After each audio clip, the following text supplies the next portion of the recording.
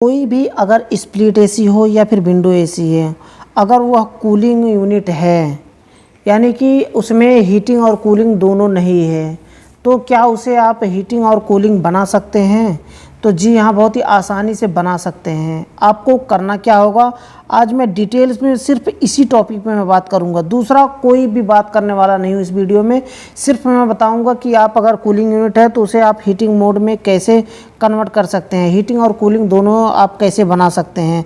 आपको सिंपल सा करना क्या होगा कि आप ये देख सकते हैं ना, ये होता है 4 वे रिवर्सिंग वाल्व, जो कि रेफ्रिजरेंट को रिवर्स करने का काम करता है, यानी कि हीटिंग को कूलिंग और कूलिंग को हीटिंग बनाने का काम करता है। यह 4 वे रिवर्सिंग वाल्व।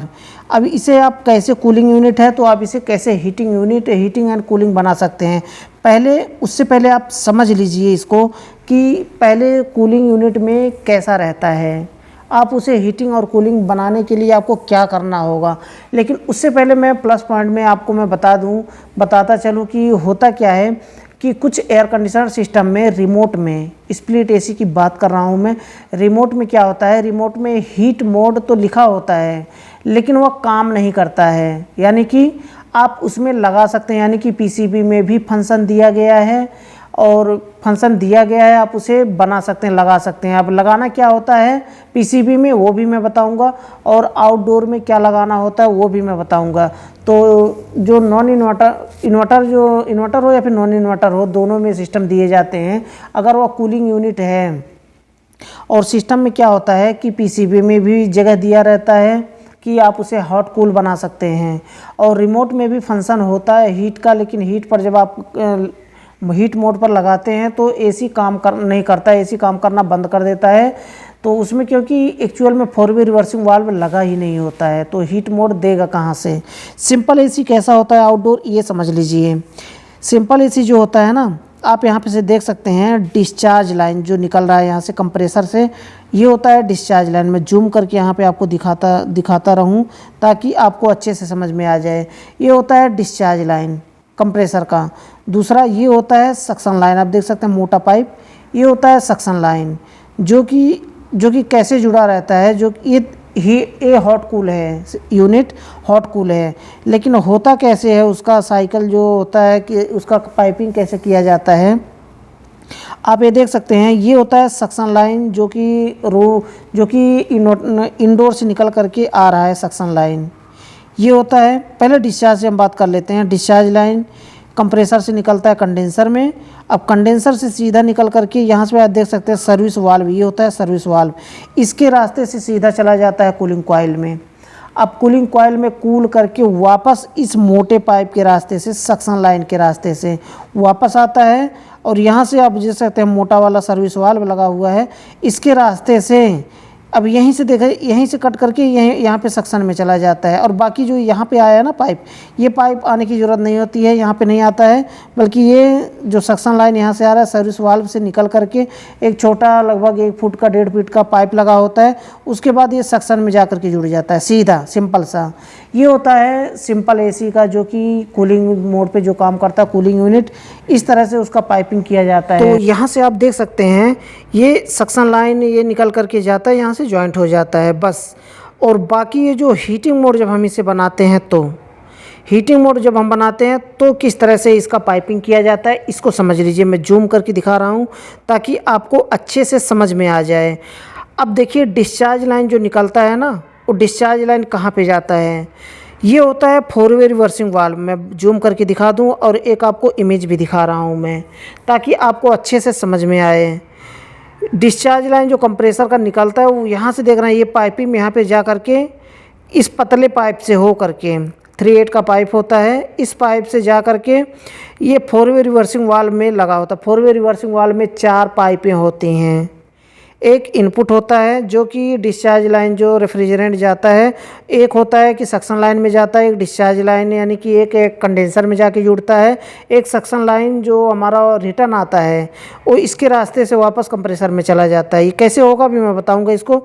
ये पतला वाला पाइप जा करके यहाँ पे जुड़ेगा, अब उसके बाद देखिए, पहले तो डिस्चार्ज निकल करके सीधा कंडेंसर में जाता था, लेकिन अब कंडेंसर में न जा करके सीधा 4 वे रिवर्सिंग वाल्व में आएगा पहले।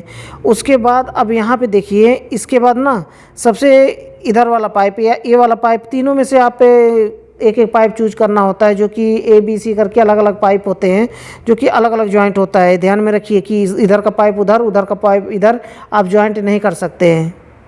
आप ये लेफ्ट वाला पाइप देख रहे हैं, ये पाइप भी पहले तो डिस्चार्ज निकला कंप्रेसर से, रिवर्सिंग वाल्व में आया, 4 वे रिवर्सिंग वाल्व में।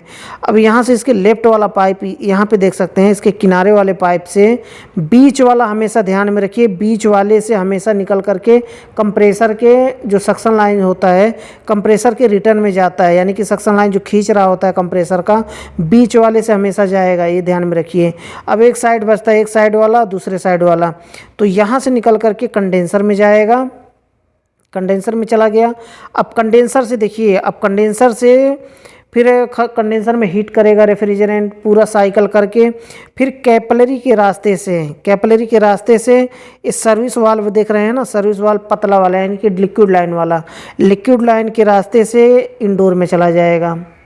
इंडोर में चला गया, कूलिंग किया वहाँ पे, और कूलिंग करके वापस सक्शन लाइन के रास्ते से, मोटे पाइप के रास्ते से यहाँ से आया। अब यहाँ से देखिए, ये सर्विस वाल्व से सीधा ये कंप्रेसर के सक्शन में नहीं जाएगा, कंप्रेसर में जाके नहीं जुड़ेगा, ये सीधा कहाँ पे आएगा, आप देख सकते हैं ना, दूसरी साइड में। पहले साइड से तो कंडेंसर में गया, दूसरी साइड से निकल करके, दूसरी साइड से यहाँ आ गया 4 वे रिवर्सिंग वाल्व में, 4 वे वाल्व में आ गया। अब बीच वाला जो बचता है ना, अब ये बचता क्या है, 4 वे वाल्व में रेफ्रिजरेंट तो आ गया रिटर्न। अब यहाँ से कंप्रेसर में जाना है ना, तो बीच वाला जो पॉइंट होता है, यहाँ से निकल करके कंप्रेसर में जाएगा, कंप्रेसर में चला गया। एक साइकिल कंप्लीट हुआ, ये हुआ कंप्लीट कि ये डिस्चार्ज, यानी कि हमारा जो कूलिंग मोड पर एक साइकिल कंप्लीट हुआ। अब फिर से एक बार और समझ लीजिए, कूलिंग मोड पर डिस्चार्ज निकला, यहाँ गया 4 वे रिवर्सिंग वाल्व में। अब देखिए कौन सा पाइप खुला हुआ है, एक बार इधर वाला पाइप खुलता है, एक बार उधर वाला पाइप खुलता है। यही होता है 4 वे रिवर्सिंग वाल्व की, रेफ्रिजरेंट को ट्रांसफ़र कर देता है दूसरी लाइन में। तो अभी कौन सा पाइप खुला है, इधर वाला, ये वाला पाइप खुला है, यानी कि उसमें वाल लगा होता है, एक बार उधर जाता है, एक बार इधर आता है। और काम कैसे करता है, इसमें कॉइल लगा हुआ है, आप देख सकते हैं, इसमें 220 का करंट दिया जाता है, यही कॉइल काम करता है। एक बार इस पाइप को बंद कर देता है, एक बार इस पाइप को बंद कर देता है। जब हम कूलिंग मोड पर लगाते हैं तो डिस्चार्ज फेंका, 4 वे रिवर्सिंग वाल्व में आया। अब यहाँ से क्या हुआ, ये वाला पहला वाला पाइप यहाँ से निकल करके कंडेंसर में चला गया, ये वाला पाइप खुला है, कूलिंग मोड पे काम कर रहा है, तब ये वाला लाइन खुला है, कंडेंसर में चला गया, कंडेंसर से होकर के कैपिलरी के रास्ते से लिक्विड लाइन में चला गया, लिक्विड लाइन से फिर इंडोर में जा करके कूलिंग किया, कूलिंग करके वापस सक्शन लाइन के रास्ते से यहाँ से कंप्रेसर में नहीं गया, बल्कि ये यहाँ पे आ गया, दूसरी साइड में जो पाइप लगा हुआ है यहाँ पे आ गया 4 वे रिवर्सिंग वाल्व में। अब यहाँ से बीच वाले से होकर के कंप्रेसर के सक्शन लाइन में चला गया। ये हो गया साइकिल कंप्लीट कूलिंग मोड पर।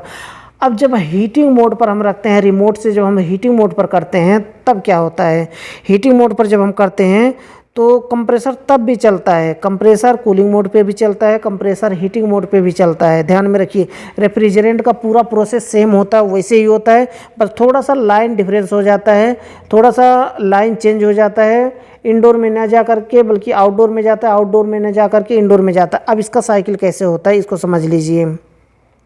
डिस्चार्ज फेंका, 4 वे रिवर्सिंग वाल्व में गया। अब यहाँ पे देखिए, ध्यान में रखिए कि पहले ये वाला वाल्व खुला, ये वाला लाइन खुला हुआ था, डिस्चार्ज में यानी कि कंडेंसर में चला जाता था रेफ्रिजरेंट। अब कंडेंसर में नहीं जाएगा, बल्कि ये वाला लाइन बंद हो गया, दूसरा लाइन खुल गया, दूसरे तरफ वाला लाइन खोल दिया। जब हीटिंग मोड पर रखेंगे तो 4 वे वाल्व, ये हमारा जो कॉइल है काम किया, झटका मारा उसको, या इधर से इधर चला आया, ये पाइप बंद हो गया और दूसरा वाला लाइन खुल गया। अब रेफ्रिजरेंट कहाँ जाएगा, अब कंडेंसर में न जा करके रेफ्रिजरेंट, यहाँ से रेफ्रिजरेंट निकलेगा। अब सक्शन लाइन के रास्ते से, आप देख सकते हैं ना, सक्शन लाइन के रास्ते से इंडोर में चला गया, कंडेंसर में नहीं गया रेफ्रिजरेंट, इंडोर में चला गया। इंडोर में जा करके वहाँ पे हीटिंग किया, हीटिंग क्यों किया ये भी अभी समझ में आ जाएगा। यहाँ से रेफ्रिजरेंट इंडोर में गया, इंडोर से पतले पाइप के रास्ते से, आप देख सकते हैं ना, ये लिक्विड लाइन, अब यहाँ पे पतले पाइप के रास्ते से रेफ्रिजरेंट आया, कैपिलरी से होता हुआ कंडेंसर में गया। अब जैसे पहले क्या होता है कि पहले कंडेंसर में रेफ्रिजरेंट इकट्ठा होता है, बहुत ज़्यादा इकट्ठा होता है। क्यों इकट्ठा होता है? क्योंकि कैपिलरी से रेफ्रिजरेंट धीरे धीरे पास होता है। इसके लिए ऑलरेडी मैं वीडियो बना चुका हूँ, नीचे डिस्क्रिप्शन में लिंक मिल जाएगा, वहाँ से क्लिक करके वीडियो को देखिए। कंडेंसर से निकलता है तो कैपिलरी बीच में रास्ते में आ जाता है, इसलिए रेफ्रिजरेंट धीरे धीरे करके आगे बढ़ता है। तो लिक्विड लाइन के रास्ते से कूलिंग कॉइल में जाता है, कूलिंग कॉइल में कूल करता है। अब यहाँ पे रेफ्रिजरेंट धीरे धीरे जा रहा है, कंप्रेसर जल्दी जल्दी तो फेंक रहा है, इसलिए सारा रेफ्रिजरेंट यहाँ कंडेंसर में आके इकट्ठा हो जाता है, इसलिए कंडेंसर हीट हो जाता है। तो वही सेम क्रिया है यहाँ पे कि लिक्विड लाइन के रास्ते से वापस आ रहा है कूलिंग कॉइल से, तो यहाँ पर आकर के कैपिलरी बीच में पड़ गया। तो कैपिलरी से धीरे धीरे करके रेफ्रिजरेंट जा रहा है ना कंडेंसर में, तो यहाँ पर क्या हो रहा है कि रेफ्रिजरेंट अब इंडोर में ज़्यादा इकट्ठा हो रहा है, तो इंडोर में हीट हो रहा है। इसके वजह से वहाँ पर सबसे ज़्यादा रेफ्रिजरेंट इकट्ठा हो रहा है। अब देखिए यहाँ पर क्या होता है, जो हेड प्रेशर होता है ना, वो कूलिंग कॉइल बन गया हेड प्रेशर, यानी कि जो ये सक्शन लाइन है ये हेड प्रेशर बन गया, और ये जो हमारा पतला पाइप है ये लो प्रेशर बन गया। इसी तरह से काम करता है। तो यहाँ पर क्या हुआ कि कैपिलरी के रास्ते से फिर कंडेंसर में गया, कंडेंसर के रास्ते से, अब देखिए कंडेंसर के रास्ते से यहाँ आया इस वाले लाइन में, 4 वे रिवर्सिंग वाल्व का जो ये वाला लाइन है यहाँ पे आया, फिर बीच वाले से होकर के कंप्रेसर में चला गया। ये एक साइकिल कंप्लीट हुआ इसका।